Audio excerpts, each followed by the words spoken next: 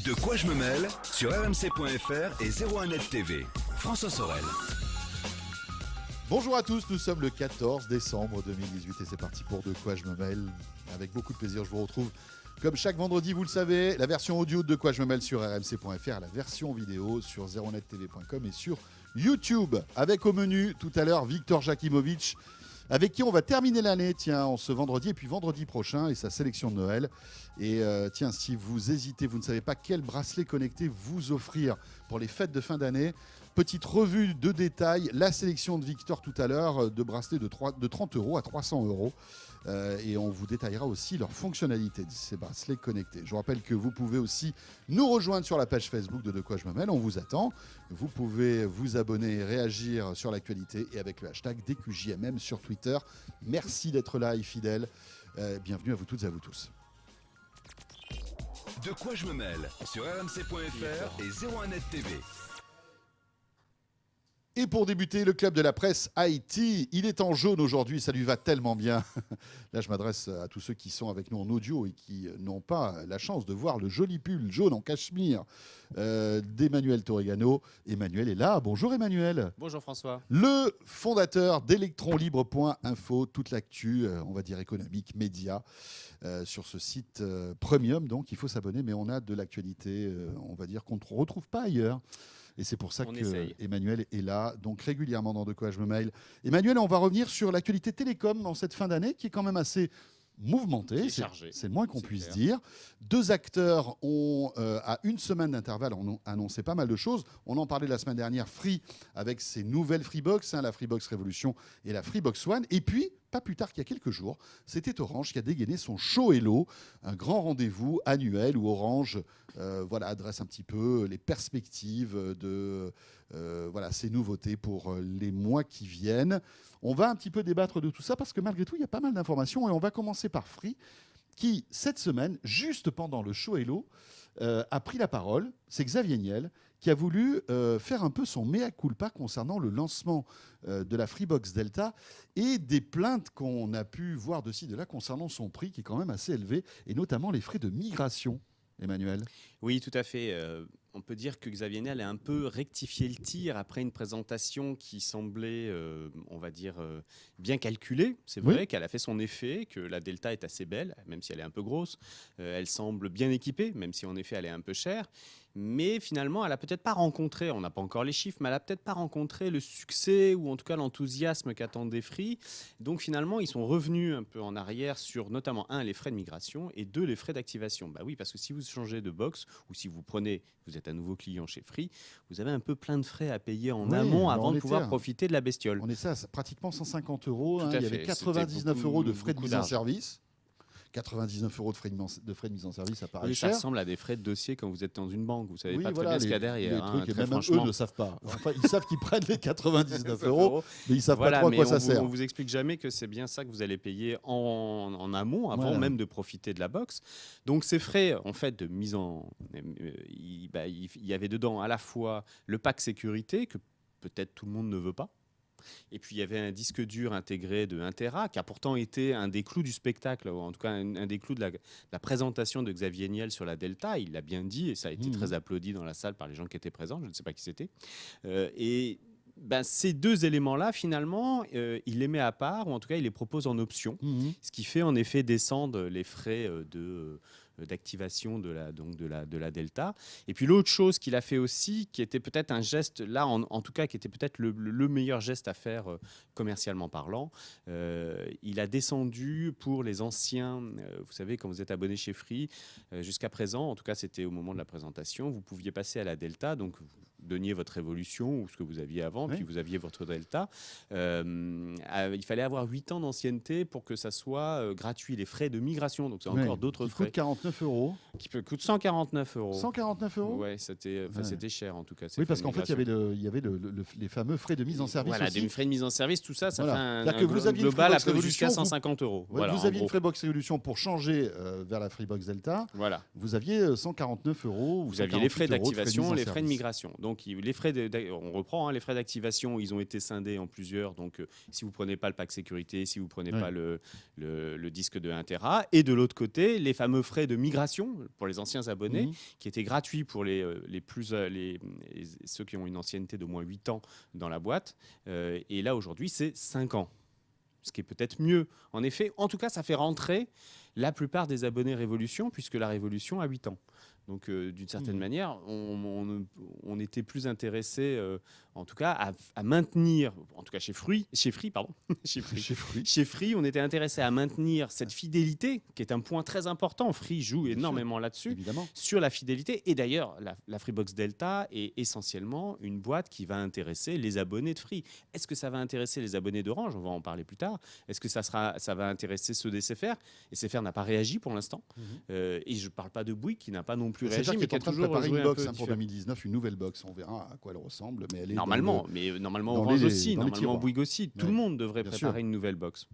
Mais alors, ce que tu disais tout à l'heure est assez intéressant, c'est qu'il n'y a pas eu de saturation des sites de Free. Alors, moi, j'en ai pas observé. Parce que, alors, je crois que dans la matinée, c'était compliqué de se connecter, etc. Tout à fait. Mais est-ce que ça veut dire que c'est les gens est-ce que les gens vont voir simplement sur le site les fameux caractéristiques de la bête? À chaque lancement de Free, il y avait toujours des saturations. Tout à fait. C'était compliqué. Le pire a été Free Mobile, si vous vous rappelez. Free Mobile, c'était terrible. Ils ont même des jours. Ils ont fini par dire que c'était parce que c'était mal codé. Est-ce que c'est vrai ou pas? On n'en sait rien. Alors là, maintenant, le fait qu'on n'ait pas eu d'écho comme quoi ça a saturé, est-ce que c'est une bonne nouvelle? Ça veut dire que Free a surdimensionné ses serveurs pour accueillir un maximum de gens et que tout s'est bien passé, ou est-ce que c'est une mauvaise nouvelle parce que finalement il n'y a pas autant de monde que ça qui est intéressé par cette Freebox Delta qui, rappelons-le, quand même, on le voit sur les réseaux sociaux et acclamé par la critique, mais qu'on critique aussi par son prix. Alors d'abord, est-ce qu'ils ont surdimensionné leur serveur? C'est très possible, mais ça ne change rien.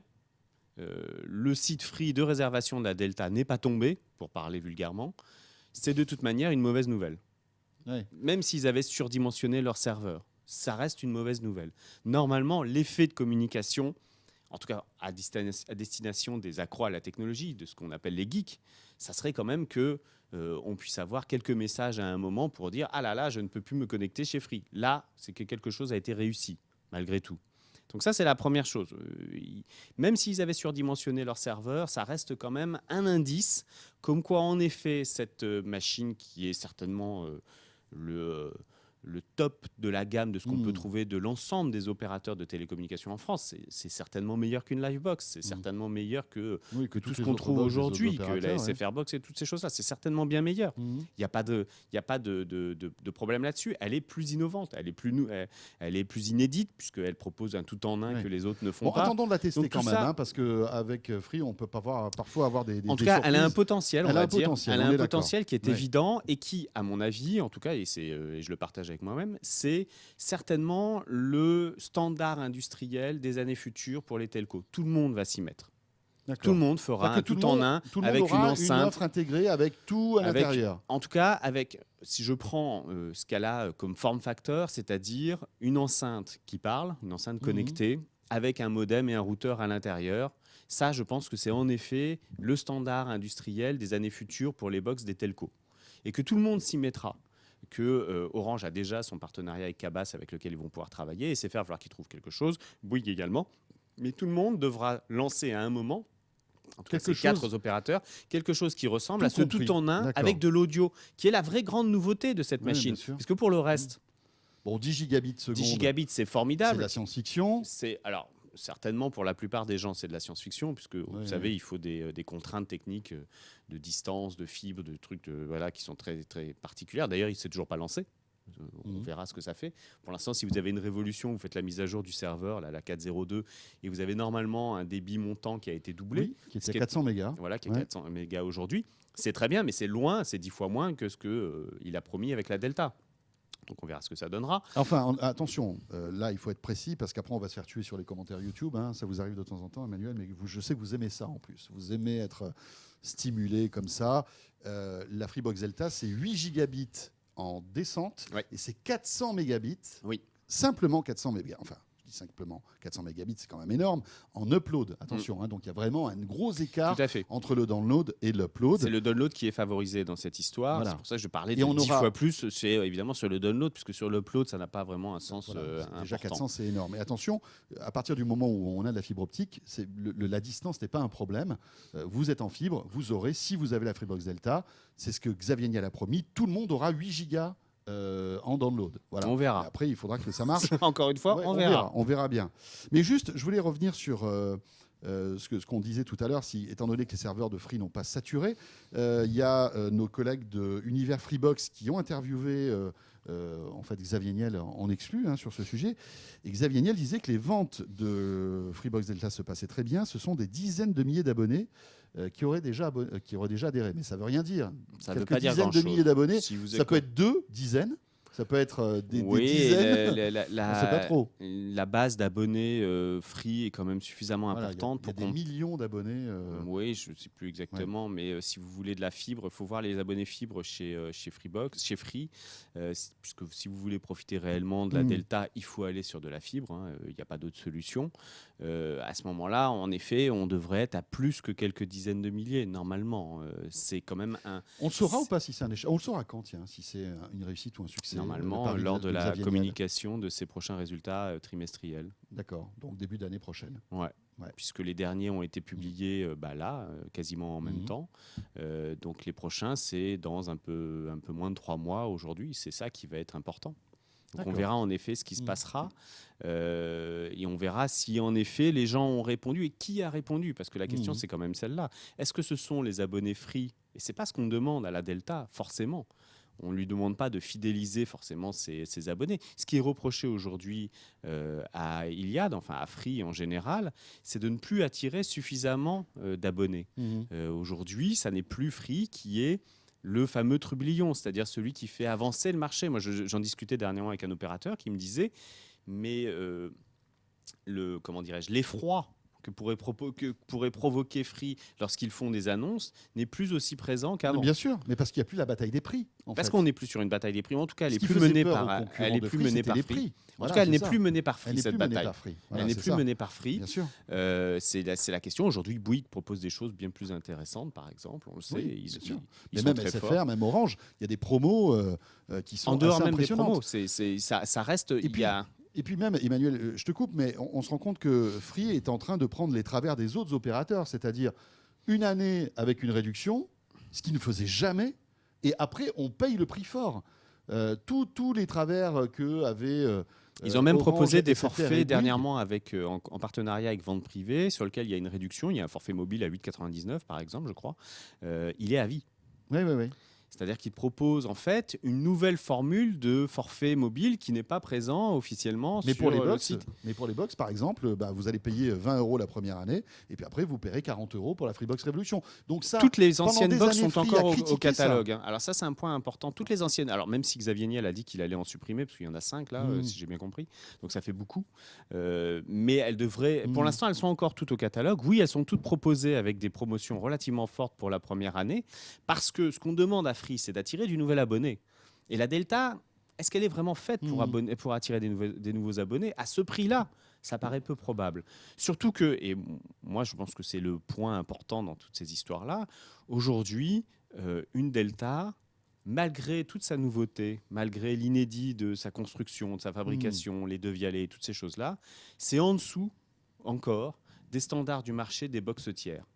C'est bien tout le problème aujourd'hui de ces machines-là, c'est que elle est faite avec un microprocesseur qui a 2 ans aujourd'hui. Non, à l'intérieur, il n'y a pas un microprocesseur qui est aussi puissant que dans une Shield ou dans une Apple TV, par exemple. Mais est-ce qu'on peut imaginer demain qu'un opérateur se dise avec mon abonnement, je vais vendre une télé qui serait connectée à mes applis, à mon écosystème, etc. Ça pourra peut-être avoir du sens, non? Alors, aujourd'hui, on en a une barre de son mais on sait qu'une Tout télé... peut ça avoir se- du sens.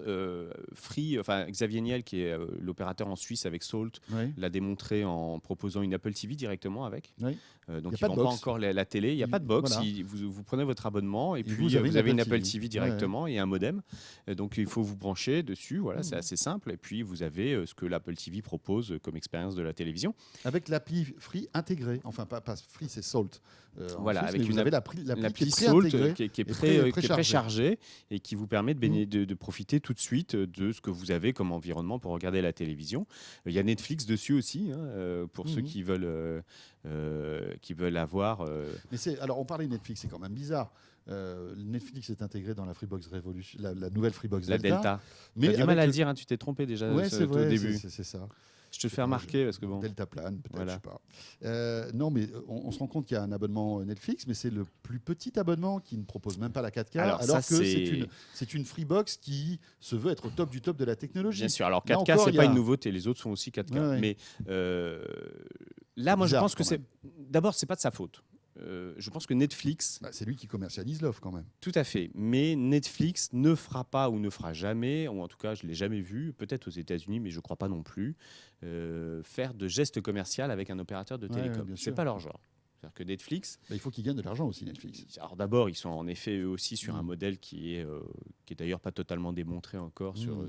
notamment sa croissance. Il y a encore des gens qui pensent qu'en 2022 ou 2023, je sais plus, j'ai vu des études qui montrent que le modèle Netflix actuel, qui est un modèle d'investissement extrêmement fort dans les créations originales, arrivera un peu à une sorte de zénith et qu'après, il faudra trouver autre chose. Donc, eux aussi sont en effet dans une stratégie commerciale de captation de Oui, parts de il doit marché. récupérer un maximum d'abonnés, un maximum d'argent. Ouais. De la part de marché, fortement en tout cas. Free ne peut pas venir, ou en tout cas n'a pas les moyens de convaincre, même si Reed Hastings, le patron de Netflix, a fait une apparition enregistrée à la conférence de presse de Free, n'a pas les moyens de dire à Netflix, écoutez, si on se met ensemble et on fait par exemple votre offre HD, donc qui est l'offre à 11,99 ou un truc comme ça, ou 12,99, je ne sais plus combien elle est, donc celle qui propose le plus d'écrans possible simultanés Et en la HD, 4K. tout ça, en 4K, tout ça. Mais vous me faites 3 euros et on s'arrange, moi je vous en paye un et demi, puis vous prenez un et demi pour vous, et comme ça on a une offre imbattable qui est plus chère que tout le monde. Il vous dit non. Donc d'une certaine manière, Free est coincé. Est-ce qu'ils doivent prendre sur leur marge ? C'est-à-dire Oui, bien sûr. prendre sur vous le fait, sur l'abonnement front, le fait de payer une partie à Netflix, Ou alors ça- de proposer aux gens de rajouter quelques ou alors euros. et c'est ce qu'ils pour ont avoir- fait. ben voilà. Et c'est Mais- ce qu'ils ont mais fait bon, parce ça- qu'ils le n'ont pas problème, les c'est que moyens. Ça augmente le prix de l'abonnement mensuel qui est déjà. déjà pas donné. assez élevé. 49,99 € l'ensemble Delta complet, plus 3 euros si vous voulez de la HD, plus 6 euros si vous voulez Non, le c'est top. 59,99. 59,99, pardon. On Oui, loue parce aussi, qu'il y a mais aussi, on loue le player. Enfin, on loue, mais on l'achète en fait. C'est parce qu'au bout de 4 ans, Alors il est ça, à nous. c'est l'autre côté On commercial y va que je ne vite, on passe comprends à pas Orange. sur la Delta. Oui. En effet, c'est que le player est vendu comme une sorte de barre de son haut de gamme en Oui. réalité, et non pas comme un player comme ça se faisait avant sur les box. C'est-à-dire qu'avant, quand vous aviez la Révolution, vous payiez un Mhm. ensemble, et puis vous aviez le player pour regarder la télé, et puis le modem serveur, ce qui était la logique. Mhm. Là, aujourd'hui, ça n'est plus le cas. Ce qu'on voit derrière toi, là, le gros, qui est assez gros, hein, si vous voulez le mettre dans votre salon, c'est pas petit. Le player, donc, qui est avec les fameux haut-parleurs de Vialet et tout ça pour Mhm. faire du son, vous devez l'acheter en plus. Est-ce que vraiment les gens ont envie d'acheter ça ? Je suis même pas certain. Est-ce qu'il y a vraiment là-dessus la vraie vision commerciale de ce que veulent les gens dans leur salon ? Je ne suis pas certain. En C'est tout cas- vraiment très gros pour Ouais, ouais, bien sûr. pour l'avoir vu. C'est vraiment un gros Oui. appareil. Et on verra un petit peu si Xavier réussit son pari. Alors, on le disait quelques jours après, c'est Orange qui a dégainé son show Hello. Alors, on pouvait s'attendre à justement une nouvelle box, parce que c'est vrai que si on fait le parallèle avec Free, c'était peut-être aussi la réponse que pouvait réserver Orange. Il n'en est rien, pas de nouvelle box. Orange prend de la hauteur et vraiment sur d'autres sujets peut-être un peu plus, on va dire, globaux, quoi. Là, on a parlé de câbles sous-marins, de la mission d'Orange au niveau international, d'une association avec Dutch Telecom, qui est plutôt maligne, non ? Le fait de s'associer à un autre gros opérateur européen pour essayer de faire face aux GAFA. Enfin, je ne sais pas ce que tu en as pensé. C'était carrément autre chose. Il y avait peu de produits. Alors, évidemment, on dira peut-être un mot sur Jingo, hein, sur le smart speaker hein, qu'ils ont lancé. Mais qu'est-ce que tu en as pensé de ce show Hello ? Alors, plusieurs choses. La première chose, c'est qu'il ne faut pas oublier que c'est le dernier. Ah bon ? Oui, a priori, Orange va changer sa façon de faire, c'est-à-dire que ce show Hello restera, mais plus de cette manière-là, plus cette espèce de présentation en scène et toutes ces D'accord. choses-là. Ça sera peut-être un peu différent. Ok. Donc sous cette forme-là, ça semble être le dernier. Et moi qui ai été relativement critique la plupart du temps à chaque année, parce qu'il y avait un côté un peu très franchouillard dans ce fameux show Hello, c'est-à-dire une manière de vouloir imiter Steve Jobs en scène, qui était parfois assez ratée, pour être honnête. Et donc il y avait vraiment des moments parfois de gênance pour le patron d'Orange, ce qui est un peu dur quand vous êtes un patron du premier opérateur français. Bon, bref, il y avait des moments où c'était pas très réussi. Je ne sais pas ce que tu allais dire. Et c'est exactement ce que j'allais te dire. Pour sa franchement, dernière, je l'ai trouvé très à l'aise sur scène. Bien sûr. Je pense qu'il était débarrassé. C'était très bien produit et très beau. C'était un très beau show. C'était très réussi. Il n'y avait pas, comme la dernière fois, les chanteurs qui étaient vraiment un peu bizarre. Un peu bizarre. Donc, qui avait un côté un peu MJC. Voilà, ça marchait pas. Là, c'était vraiment réussi. Je pense qu'il était beaucoup plus à l'aise à faire des annonces qui étaient en effet des annonces plus à la fois sociétales et politiques d'Orange, c'est-à-dire politique parce qu'avec, comme tu l'as dit, Deutsche Telekom, ils ont fait un véritable plaidoyer pour que l'Europe reprenne une place de moteur dans tout ce qui est en effet intelligence artificielle. Et là-dessus, ils ont 100% raison. Il suffit de regarder ce qui se passe en Chine où ils investissent plus de 100 milliards de dollars en tout, l'ensemble, dans l'IA. On a à peu près la même chose aux États-Unis. Je crois qu'on est autour de 40 à 50 milliards aux États-Unis. C'est considérable. L'Europe est complètement en retard. Je rappelle qu'on a eu le rapport Cédric Villani, qui est peut-être très bien pour ses amis ingénieurs à Cédric Villani. Mais pour replacer l'Europe ou la France dans la grande course de l'IA, c'est totalement insuffisant. Donc là-dessus, il a fait un plaidoyer tout à fait juste, raisonné, important. Je pense que c'est un moment politique important en tout cas. Il était débarrassé de la présentation, comme tu l'as dit, de la plupart des gadgets, sauf la petite enceinte Jingo, on reviendra peut-être après dessus. Et là, je pense qu'il était beaucoup plus à l'aise. Il a parlé des vrais métiers d'Orange, ce qui arrivait assez peu dans le show Hello jusqu'à présent. C'est-à-dire qu'il a parlé en effet du câble sous-marin qu'il posait en partenariat également avec Google. Ça, c'est plutôt bien. Il parlait d'un autre câble sous-marin qui partait en Amérique du Sud, qui était très important, notamment pour apporter de la mobilité là-bas. Rappelons que ces câbles sous-marins sont, on va dire, l'épine dorsale du web dans le monde. C'est la structure même, c'est l'infrastructure, c'est le squelette même du web. C'est capital. Sans ça, ça s'écroule. C'est ce qui est le plus important. C'est ce qui est le plus important. Il n'y a pas de important. optique, il n'y a pas de 4G, il n'y a rien. C'est très compliqué. Moi, je vous encourage à aller voir, si vous voulez. Il y a des documentaires sur justement ces bateaux qui posent les câbles, la manière dont ils sont. C'est fascinant. C'est absolument fascinant. C'est extraordinaire de technologie, la manière dont c'est préparé, le tressage. Enfin, c'est très cher, évidemment. Puis vous le mettez dans les fonds sous-marins, dans des endroits à chaque fois, c'est sondé. Enfin, c'est vraiment extraordinaire. C'est un vrai beau métier actuel de technologie. Comme si vous aimez la technologie, vous allez aimer ces documentaires-là. Il y en a pas mal. Donc, il a parlé de tout ça. Et en même temps, il attaque les Free. Et il attaque les Free pour des raisons assez simples, c'est qu'il n'avait rien à présenter. Oui, mais après, il faut l'avouer, il avait rien à présenter. C'est-à-dire que Free avait fait une présentation donc 10 jours avant, une semaine avant. Lui n'avait rien à présenter. Il n'avait pas une Livebox de nouvelle génération pour répondre à Free. Elle viendra certainement plus tard. Mais là-dessus, et Stéphane Richard le sait certainement, il est en retard.